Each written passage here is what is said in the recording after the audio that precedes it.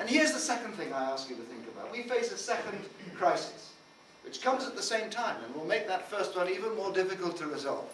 And that second crisis isn't something new. It's not about members' expenses. It goes right back 10 years. I remember first on one of those long party leader speeches that you all sat loyally through. It was in Torbay, when I began more than 10 years ago, talking about the dangerous gap that was now growing up between government and government in this country, between politics and people. Now this issue is not to be resolved by, quotes, putting our house in order. This is about a fundamental challenge to the very democratic process itself. And so what are the propositions?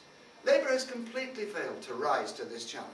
The Tories, Mr Cameron seems to believe that the right thing to do in the face of this deep now disease that has infected our political structure and our democratic process, the right answer is to raise the price of a salad niçoise in the House of Commons cafeteria. That's his answer to the programme, more or less. Now we know that that's not sufficient.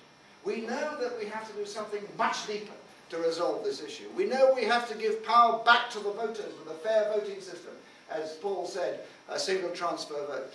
We know that what we have to do in this country, and in my judgment it is the only way to try to begin to rebuild trust between politics and people, is to take a huge amount of that power at Westminster and hand it back to local people and let them make their own decisions about their own lives and their own services.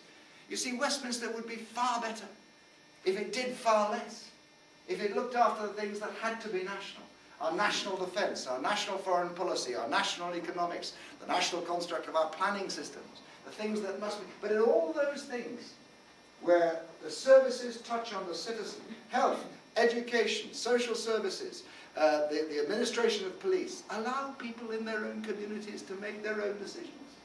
You see, our answer to the political crisis is not for Westminster to put its house in order. It's about a great resettlement of power, a great new Reform Act that takes much of the power at Westminster and hands it back to the people. Why? Because we inherently trust the people. That's the revolution we want to bring about. That's the only way, I think, that we will tackle this crisis. Remember, if you've been to the National Liberal Club, you see the stone outside the National Liberal Club.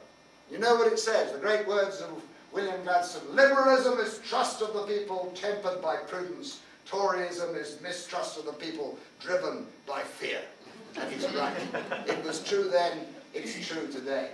A great new Reform Act that hands power back to people. And we're the only people proposing that.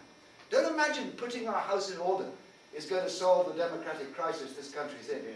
We will only do it if we have a radical solution, and only the Liberal Democrats are the ones who propose a solution which matches the problem.